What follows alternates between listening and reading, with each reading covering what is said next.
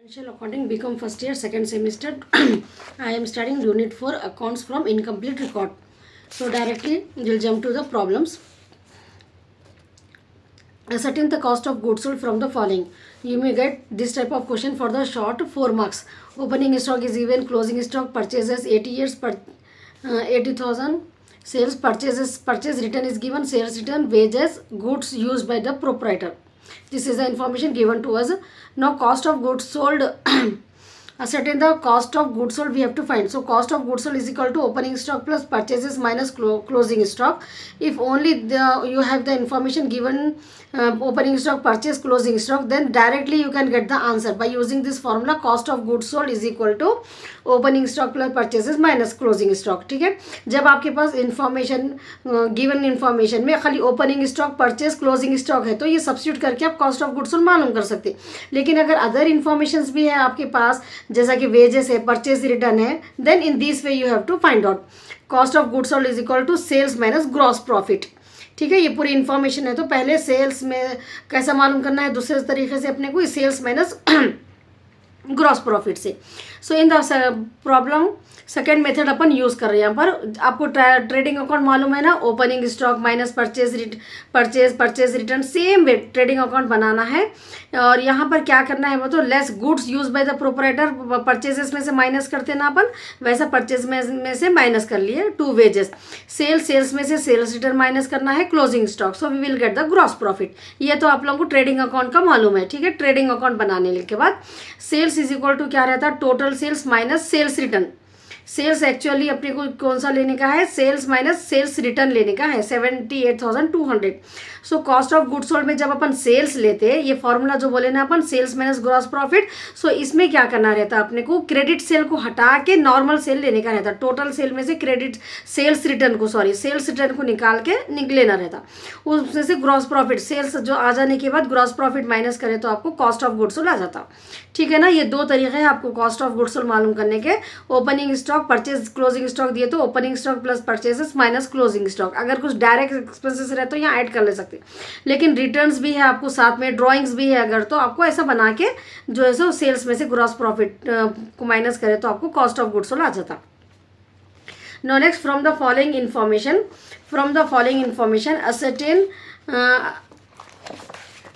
This is the question. From the following information ascertain total sales मालूम करना है अपने को. डेटार्स बोले तो सेल्स से रिटर्न रिलेटेड रहते, मालूम है ना आपको. डेटार्स किसको बोलते हैं, the persons to whom we sold the goods on credit. ठीक है, जो जिसको अपन क्रेडिट पे गुड्स सोल्ड करते हैं लोगों को डेटार्स बोलते हैं. तो डेटार्स 20,000 है. Cash receive from debtors during the year 1,20,000. अपने को उधार बेचे थे अपन, 1,20,000 रिसीव भी करे अपन. ठीक है, ये ओपनिंग डेटार्स है 20,000. और रिटर्न इनवर्ट्स, थोड़े डेटार्स जो है सो मतलब अपन जो सेल करें उनको सेल्स रिटर्न भी करे लोग. Return inwards mean sales return को बोलते हैं. बैड डेब्ट्स भी है 3,000 नहीं आने के चांसेस है. ये पूरा क्रेडिट सेल से रिलेटेड रहता है. आपको क्रेडिट कभी भी बिजनेस में क्रेडिट सेल में क्या क्या रहता है वो तो आपको ये मालूम रहना. डेटार्स रहते हैं उसमें, ठीक है, रिटर्न इनवर्ट्स रहता, सेल्स रिटर्न भी हो सकता, बैड डेब्ट्स भी रहते, क्लोजिंग स्टॉक, कैश सेल भी दे दिए अपने को. समझ में आ गया ना क्वेश्चन आपको. Now will see the solution. Total debtors account अपने को बनाना है. टोटल डेटार्स अकाउंट में ओपनिंग बैलेंस दे दिए डेटार्स का एंड वो ले लिए अपन 20,000. उसके बाद बाई कैश डेटार्स से जो अमाउंट रिसीव करे अपन, कैश अकाउंट डेटा टू डेटार्स अकाउंट रहता. तो डेटार्स के अकाउंट में जो है सो क्रेडिट साइड में लेना अपने. और सेल्स रिटर्न क्रेडिट साइड में, बैड डेब्ट्स, क्लोजिंग स्टॉक, ये इसमें से इसको माइनस करे बाद जो आंसर आता आपको वो सेल्स रहता. ठीक है, कौन सा सेल्स रहता है, ये credit sale.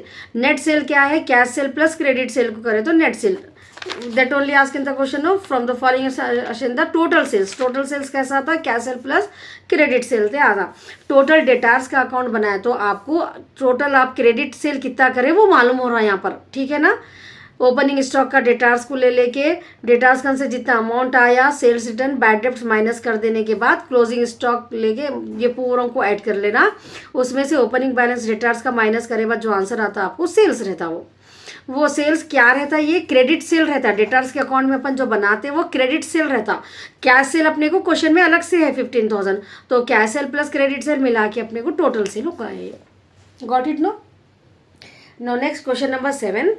From the following information you are required to calculate total purchase. अपन टोटल सेल्स का कैसे मालूम करें, अब भी सेम वैसे अपने को टोटल जो है सो परचेज मालूम करना। परचेज बोले तो ये इन्फॉर्मेशन क्रेडिटर से जुड़ी हुई रहती है, जिसको अपन उधार, जिसकन से अपन उधार खरीदते ना वो रहता है। ये अपन उधार बेचे सो है, ये अपन उधार खरीदे सो है। तो यहाँ पर इन्फॉर्मेशन क्या है अपने को, कैलकुलेट टोटल कैश परचेज दे दिए। यहाँ पर वहाँ कैश सेल था ना, ये cash purchase. Creditors first opening creditors है, ठीक है। Cash paid to creditor 1,40,000, creditors as on closing balance. इसमें बैड डेब्ट्स वो ये नहीं रहता, ठीक है। यहाँ पर आप अपने को टोटल क्रेडिटर्स अकाउंट इसके ऑपोजिट रहता। यहाँ टू ओपनिंग बैलेंस बोल के लेते हैं ना अपन, यहाँ पर बाई बैलेंस ब्रॉड डाउन बोल के क्रेडिट साइड आता टोटल क्रेडिटर्स में। 40,000 ओपनिंग बैलेंस को इधर लेना रहता, ओपनिंग बैलेंस को यहाँ पर डेबिट में लेते, ओपनिंग बैलेंस को क्रेडिटर्स में क्रेडिट में लेते, ठीक है ना। उसके बाद जो है सो टू कैश, जो अमाउंट रिसीव करे क्रेडिटर्स को, सॉरी पेमेंट कर रहे हैं अपन, ये रिसीव कर रहे हैं अपन, यहाँ क्रेडिट में लिखे, ये अपन पेमेंट कर रहे सो है क्रेडिटर्स को डेबिट में। उसके बाद क्लोजिंग बैलेंस 1,30,000 दे दिए क्वेश्चन में। ये दो में से ये ओपनिंग बैलेंस को माइनस करे तो कैश क्रेडिट परचेज अपने को आंसर आता है। यहाँ पर क्रेडिट सेल जैसा आया था ना, यहाँ पर क्रेडिट परचेज आता अपने को। नाउ टोटल परचेज में से टोटल परचेज आ गया अपने को, कैश परचेज में क्रेडिट परचेज ऐड करे तो टोटल परचेज आ जाता। Got the answer no. Asset in opening stock, sales दे दिए अपने को, रेट ऑफ प्रॉफिट दे दिए, परचेजेस क्लोजिंग स्टॉक दिए। क्या मालूम करना है अपने को, ओपनिंग स्टॉक मालूम करना है। सेम प्रोफॉर्मा आपका ट्रेडिंग अकाउंट का जो जो इन्फॉर्मेशन दे दिए वो ले लो आप, ठीक है। पहले यहाँ पर ओपनिंग स्टॉक का कुछ भी मत लिखो। परचेज है यहाँ पर 80,000 परचेज ले लिया अपन। ग्रॉस प्रॉफिट है सेल्स पे 1,20,000 पे 25%, सेल्स की वैल्यू है ना 1,20,000, उस पर 25% निकाल ले तो आपको ग्रॉस प्रॉफिट भी आ गया, ठीक है। यहाँ पर अभी कुछ भी नहीं है, समझो आप। सेल्स की वैल्यू 1,20,000, क्लोजिंग स्टॉक ले लिए। ये 1,50,000 हुआ, ये 1,50,000 में से ये 1,10,000 को माइनस कर दिए तो ये आंसर आपको आ जाता है यहाँ पर 40,000 ओपनिंग स्टॉक। ऐसा मालूम करना है अपने को, ठीक है। ट्रेडिंग अकाउंट का बना लेके आप आराम से क्लोजिंग स्टॉक मालूम कर ले सकते। Now next move to the long problems. Problems on statement of affairs method. Ravi keeps in his book single entry system. Single entry system maintain कर रहे हो ना 1/1/2014 को. His position was as follows. Sundry creditors, ठीक है. His position on 1 opening information दे दी अपने को. Creditors इतने हैं, cash in hand, cash at bank, assets liability है ये पूरे, सन्ड्री डेटर्स, स्टॉक, प्लांट, यहाँ तक जो है ना अपने को ओपनिंग इन्फॉर्मेशन है. फिर 31/12/2014 को उनका पोजीशन में सन्ड्री क्रेडिटर्स इतने थे, कैश 500, बैंक में 22,000, डेटर्स 49,000, स्टॉक 12,000, प्लांट 45,000. यहाँ तक अपने को क्लोजिंग इन्फॉर्मेशन है. समझ में आ गया. Assets, closing asset liabilities, closing asset and liabilities अपने को मालूम हो गए. रवि विड्रू, ये ड्राइंग से उनका एवरी मंथ दोनों 500 एवरी मंथ जब भी देते आपको इंटू 12 करने का रहता. He introduce 25,000 by way of additional capital. Depreciation 10% है, प्लान एंड मशीनरी पे, रिजर्व 2% है, सन्ड्री डेटर्स पे. You are required to prepare statement of profit and loss, statement of affair of the revised end of the year बनाना है अपने को. तो पहले अपने को जो ओपनिंग इन्फॉर्मेशन है उससे अपन क्या करना है, statement of affair as on 1 जनवरी 2014. जो भी एसेट्स थे ना अपने को यहाँ तक जो बताई ना मैं आपको, cash in hand, cash at bank, sundry debtors, stock, plant पूरे ले लिए अपन. जो भी इन्फॉर्मेशन है क्वेश्चन में से, क्रेडिटर्स दिए 35,000, लायबिलिटी एक ही दिए अपने को, ठीक है. इसमें से इसको माइनस कर दिए तो आपको कैपिटल आ जाता. ये ओपनिंग कैपिटल बोलते हैं इसको, ठीक है. ये आंसर अपने को आता है यहाँ पर. Balance statement of affair tally नहीं होता, कैपिटल आता. जो भी आंसर आता उसको अपन कैपिटल बोल के लिखना रहता. सेम वे में स्टेप 2 में अपने को क्या करना है, यहाँ पर यहाँ से यहाँ तक जो भी इन्फॉर्मेशन है ना अपने को एसेट्स पूरे ले लेना है. सेम एसिच cash in hand, sundry debtors, cash in hand, cash at bank, stock, plant, sundry creditor, closing के जो भी इन्फॉर्मेशन है वहाँ पर अमाउंट जो भी दिए हुए हैं क्लोजिंग का एज इट इज़ लिख देना है अपने को. इसमें से इसको माइनस करे तो ये आपको आंसर आता है. That is called capital at the and. अब अपने को स्टेटमेंट बनाने का है, statement of profit and loss account. Capital at the and से प्रॉब्लम शुरू करना रहता, ठीक है. स्टेटमेंट ऑफ द अफेयर में ये जो है सो आपको देखिए ये टेबल है, ये प्रोफॉर्मा है, ये याद कर लेना है. Capital at the and, accounting year, closing अपने को स्टार्ट करना. उसमें ड्राइंग्स अगर दिए तो ऐड करना है, एडिशनल कैपिटल दिए तो माइनस करना. उसके बाद adjusted capital at the and अपने को आता. Capital at the beginning minus करना है उसमें से, और प्रॉफिट इज ग्रेटर देन, यहाँ पर लेस अपने को जो है सो प्रॉफिट या लॉस आता लास्ट में. Now capital at the and अपने को 93,500 आया, कैपिटल एट द बिगिनिंग 60,300 आ गया।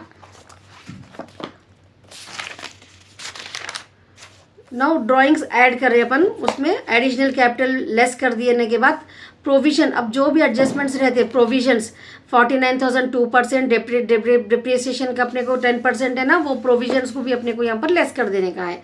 सो नेट प्रॉफिट मालूम होता अपने को, ठीक है ना, समझ में आया। Opening capital closing capital minus कर दिए पहले, फिर उसमें से ड्राइंग ऐड करने के बाद एडिशनल कैपिटल और एडजस्टमेंट में जो दिए ना 2% बैड डेब्ट्स पे डेटार्स पे और डिप्रिसिएशन 10%, वो दोनों को माइनस करके ले लिया अपन, ठीक है। Net profit, only net profit has asked in the question no, so in this way we can calculate the net profit of the.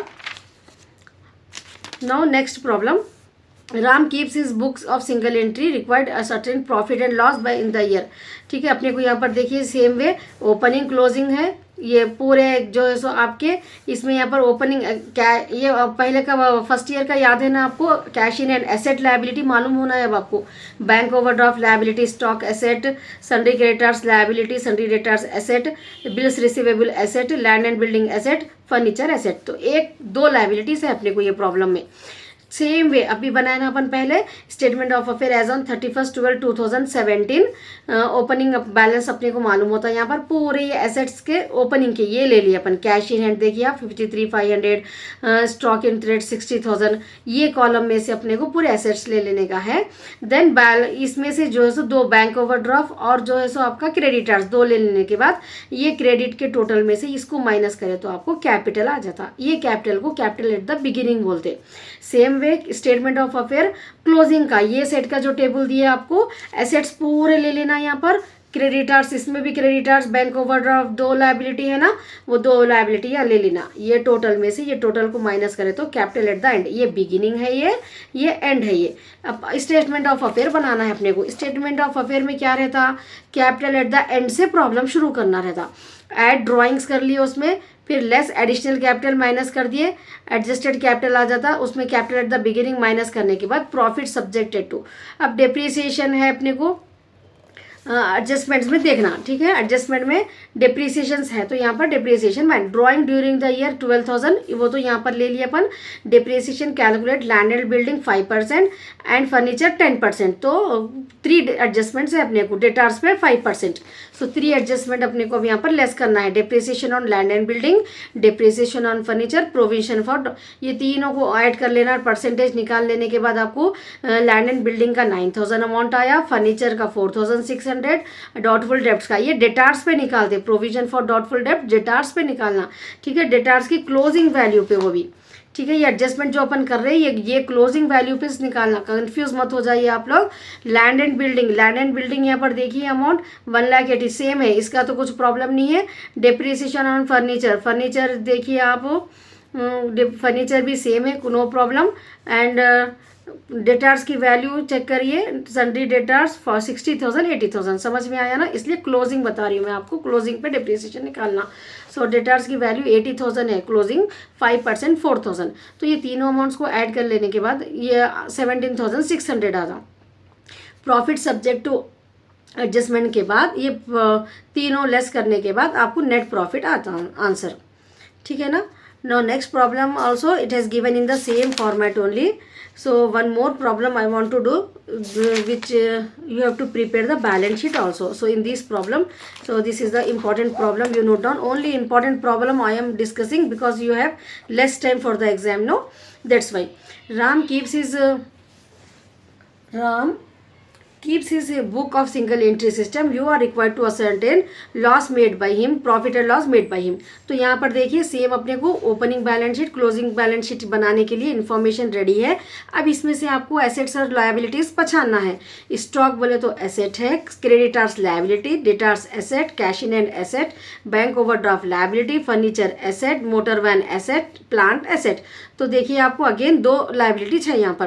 तो एडजस्टमेंट में क्या है, टोटल ड्रॉइंग अमाउंटेड 36,000, ये स्टेटमेंट ऑफ अफेयर में माइनस करना रहता आपको, और एडजस्टमेंट में फिर यहाँ पर लास्ट में ये डिप्रिसिएशन निकालना रहता।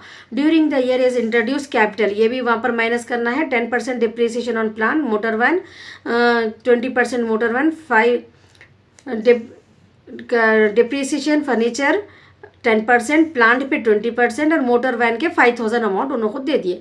Prepare final statement of affair, final statement of affair पूछे अपने को, और यहाँ पर प्रॉफिट एंड लॉस अकाउंट भी पूछे, मालूम करना है। तो पहले ये तो इजी हो गया ना आपको स्टेप 1 में अपने को। पहले ये फर्स्ट टेबल की इंफॉर्मेशन में पूरे एसेट्स ले लिए अपन, 2 लायबिलिटी है, वो 2 लायबिलिटी ये अमाउंट ये टेबल का ही लेना अपने को। तो यहाँ पर अपने को इसमें से इसको माइनस करने के बाद जो आंसर आता ये ओपनिंग कैपिटल आता। सेम प्रोसेस में statement of affair as on 31 December 2015 डाल के ये सेकेंड टेबल के ले लेना है अपने को, ठीक है। यहाँ पर एडजस्टमेंट कुछ भी नहीं करना, डायरेक्टली ये जो क्वेश्चन में अमाउंट दिए वही अमाउंट यहाँ ले लेना है आपको, और लायबिलिटीज का यहाँ ले लेना है। ये बैलेंस जो आता आपको कैपिटल एट द एंड आता। अब उसके बाद स्टेटमेंट ऑफ अफेयर, 4 स्टेप रहते हैं आपको स्टेटमेंट ऑफ अफेयर। अगर खाली एग्जाम में प्रॉफिट एंड लॉस पूछे, प्रॉफिट मालूम करो बोल रहे तो ये 3, ओपनिंग, क्लोजिंग बैलेंस शीट और ये, ठीक है। लास्ट में स्टेटमेंट ऑफ अफेयर और एक बैलेंस शीट एडजस्टमेंट के साथ बनाने की रहती है अपने को वो। So capital at the and से प्रॉब्लम स्टार्ट करना है, ड्राइंग्स ऐड कर लिए, एडिशनल कैपिटल इंट्रोड्यूस लेस करने के बाद adjusted capital at the end आ जाता अपने को। Capital at the beginning minus कर देना, profit to subject to adjustment. अब एडजस्टमेंट्स क्या रहते हैं, जो भी डिप्रिसिएशंस रहते हैं वो डिप्रिसिएशंस को लेना है आपको, ठीक है। Whatever the depreciations is given to us in the question, no depreciation on furniture 10,000 1100, depreciation on motor 1 5000 directly it has given to us, depreciation on plant 20%। तो ये तीनों को ऐड करें तो आपको या तो यहाँ पर देखिए ये अपने को प्रॉफिट एडजस्टेड कितना है 14,800 आया, और ये तीनों को ऐड करने के बाद लेस करने के बाद 25,300, तो ये बढ़ के है ना अपने को, तो नेगेटिव में आंसर आ रहा, तो मतलब नेट लॉस आ रहा अपने को 10,500। अगर ये प्रॉफिट में से ये लेस कर रहे सो एडजस्टमेंट्स के अमाउंट ज़्यादा रहे अगर, तो आपको आंसर लॉस आता, ठीक है। So in this problem we are getting loss 10,500। Now we will prepare statement of affair. अब स्टेटमेंट ऑफ अफेयर के लिए आपको क्या करना है, ये सेट के जो बैलेंस है बैलेंस शीट के, ये बैलेंस शीट को एडजस्टमेंट के साथ करने का है, ठीक है। पहले स्टॉक ले लिए अपन, डेटार्स ले लिए 9,000, उसके बाद cash in and furniture, cash in and ये 3 चीज़ों को कुछ भी नहीं है ले लिए। फर्नीचर में डिप्रिसिएशन था माइनस करके लिखना है, मोटर वैन में 5,000 डिप्रिसिएशन था माइनस करके लिखना है, प्लांट में 20% डिप्रिसिएशन था माइनस करके लिखना है 80,000, ठीक है ना। सिंपल है बैलेंस शीट, यहाँ पर आपको कुछ याद करने की ज़रूरत नहीं है, ठीक है। जो भी आइटम्स कुछ भी एडजस्टमेंट के नहीं है उसको ऐसे ही लिखना है। क्लोजिंग ये साइड का देख के 31/12/2015 की रहती है ये भी बैलेंस शीट, और जो डिप्रिसिएशंस लिए थे अपन वो माइनस करके लेना है। अब लायबिलिटी साइड में क्या करना है, देखिए कैपिटल 1,46,000, क्लोजिंग बैलेंस का जो कैपिटल आया था ना, capital at the beginning, sorry capital at the beginning 1,46,500, beginning का कैपिटल लेना है, यहाँ पर केयरफुल रहो। उसके बाद less drawing, additional capital add करें 1,40,000। नेट लॉस आ रहा, अगर प्रॉफिट आता तो ऐड करते थे, नेट लॉस माइनस कर देना है। सन्ड्री क्रेडिटर्स, बैंक ओवरड्राफ्ट, यहाँ का अपने को ऐसे ही लेने का है, सन्ड्री क्रेडिटर्स 4,000 एंड बैंक का ओवरड्राफ्ट 10,000 टेकन, नो। सो 1,44,000 से अपने को यहाँ पर टैली हो जाता। So all the best for your exam. Prepare these important problems what I have discussed. If you have any doubt you can ask me in the